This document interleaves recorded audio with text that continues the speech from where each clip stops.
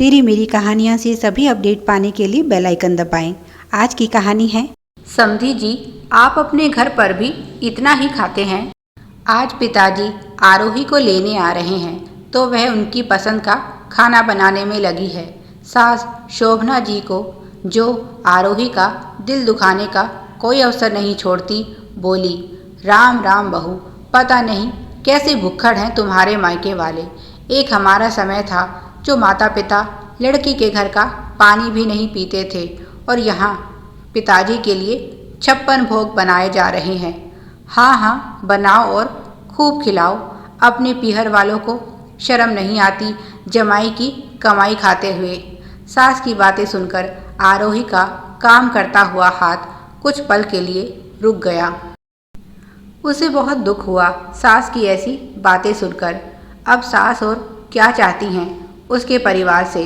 2 दिन के लंबे सफ़र के बाद तो पिताजी यहाँ पहुँचेंगे सिर्फ उसे लेने के लिए, और इसी तरह भूखे प्यासे ही बेटी को लेकर चले जाएं।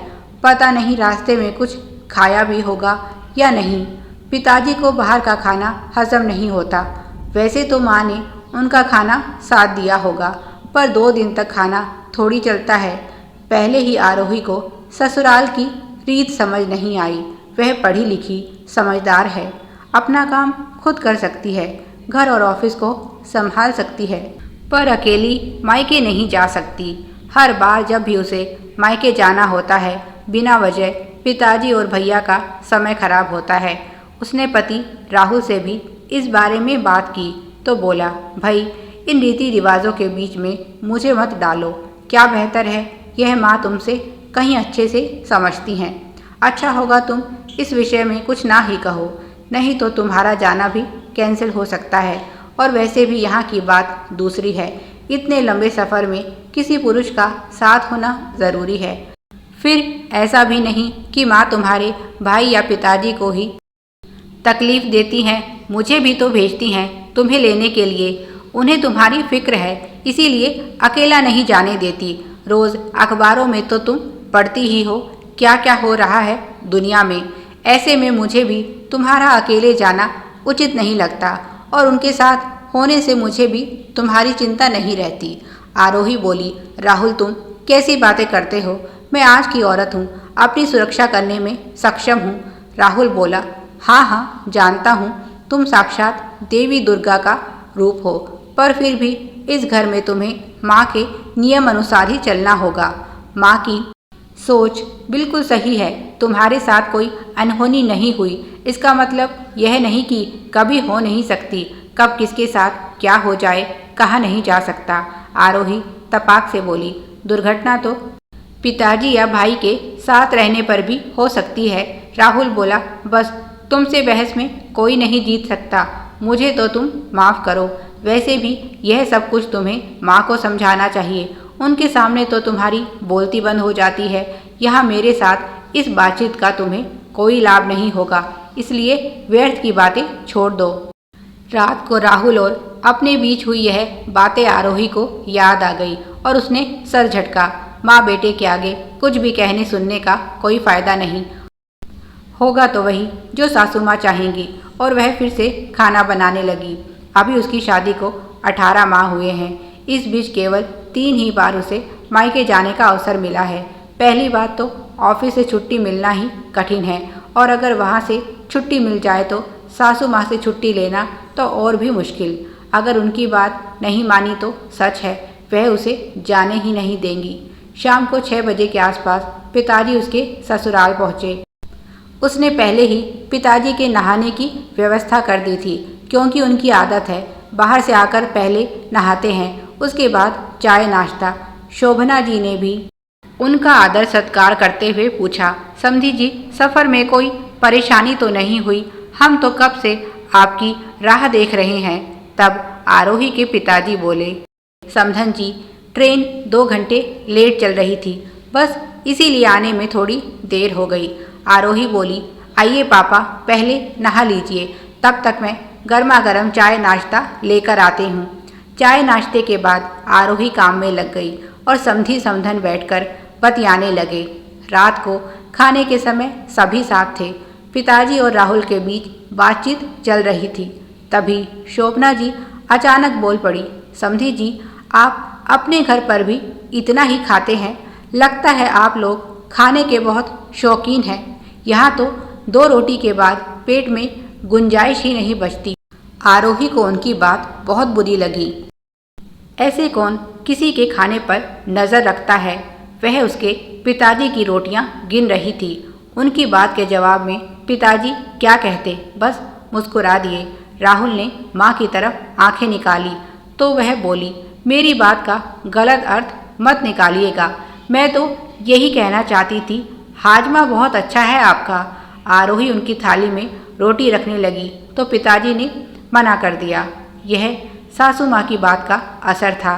तब शोभना जी बोली, अरे अरे समधी जी, शर्माइए मत, इसे भी अपना ही घर समझिए। और वैसे भी हमारा खाना हो चुका है।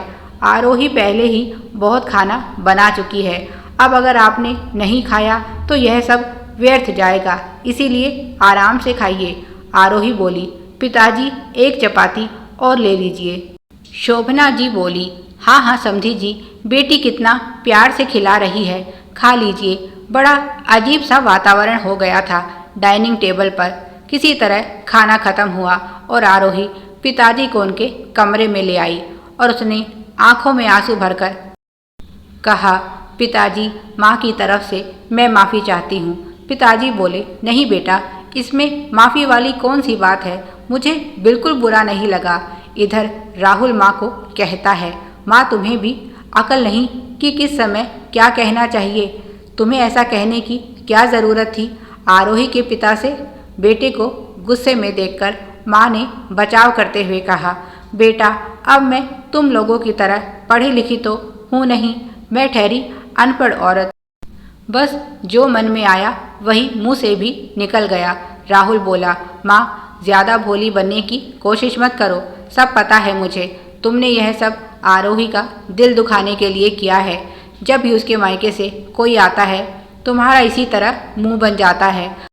अगर तुम्हें उन लोगों का यहाँ आना पसंद नहीं तो फिर बुलाती क्यों हो? क्या उनका अपमान करने के लिए? खाने पीने पर भी भला कोई किसी को टोकता है?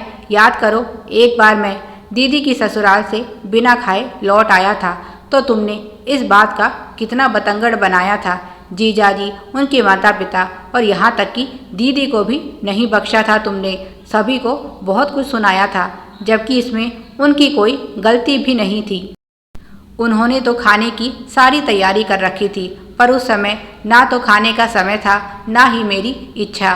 फिर भी तुम आज तक इस बात के लिए उन्हें सुनाती हो। और दीदी तो यहीं इसी शहर में रहती हैं और इतने वर्षों में केवल एक बार उनसे यह भूल हुई है और उसका कारण भी मैं था। और तुम उम्मीद करती हो कि आरोही के भाई या पिताजी 2 दिन के सफ़र के बाद यहाँ आएं और भूखे पेट ही लौट जाएं। तुम्हारा यह दोगला व्यवहार मेरी समझ से बाहर है। बस बहुत हो गया, आगे से मैं उन्हें यहाँ अपमानित होने के लिए नहीं बुलाऊंगा। अब से आरोही खुद जाएगी मायके, किसी को उसे लेने आने की ज़रूरत नहीं। और फिर राहुल आरोही के पिताजी के पास पहुँचा।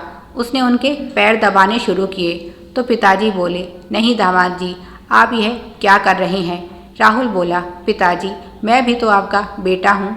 इतने लंबे सफ़र से आए हैं, थक गए होंगे, थोड़ा मुझे भी अपनी सेवा का अवसर दीजिए। और उसने धीरे से कहा, पिताजी, माँ की बातों का बुरा मत मानिए। उनके शब्द ज़रूर गलत थे, पर उनका अर्थ आपको अपमानित करना बिल्कुल नहीं था।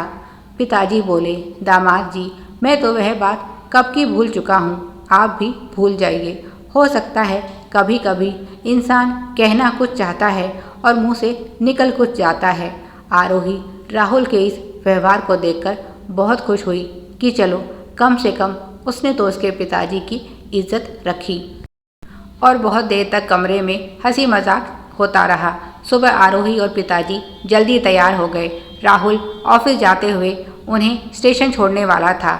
आरोही के पिताजी ने शोभना जी से विदाई ली और कहा, समधन जी, कोई भूल चूक हो गई हो तो माफ़ करिएगा, अब चलता हूँ। उन्होंने शोभना जी को सम्मान के तौर पर 500 रुपये दिए। शोभना जी बोली, समधी जी, रात की घटना के लिए माफ़ी चाहती हूँ। आपका दिल नहीं दुखाना चाहती थी, पर क्या करूँ, मुई ज़बान से पता नहीं क्या निकल गया। मुझे माफ़ कर दीजिएगा। उन्होंने कहा, नहीं समधन जी, आप माफ़ी मत मांगिए, हो जाता है कभी कभी।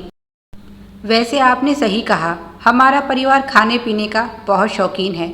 आप भी कभी आइए हमारे घर और हमें भी अपने आदर सत्कार का अवसर दीजिए। शोभना जी मुस्कुराई और बोली, जी समधी जी, ज़रूर, किसी शुभ अवसर पर ज़रूर आऊँगी।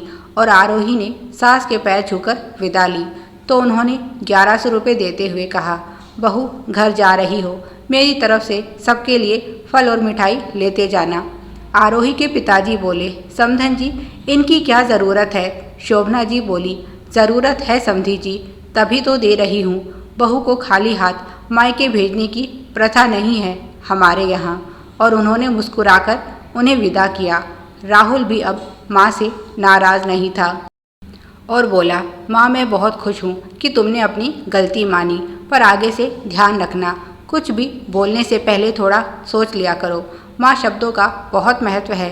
यही शब्द किसी गैर को भी अपना बना सकते हैं तो किसी अपने को पराया भी कर सकते हैं। इसीलिए बुद्धिमान लोग कहते हैं, पहले तोलो फिर बोलो। और शोभना जी ने खुशी खुशी बहू को विदाई दी। प्यारे दर्शकों, आप सभी की सुविधा के लिए चैनल पर सैकड़ों कहानियाँ विभिन्न प्लेलिस्ट के रूप में उपलब्ध हैं। उन्हें भी इसी प्रकार अपना प्यार दें। Please like, share and subscribe. Thanks for watching.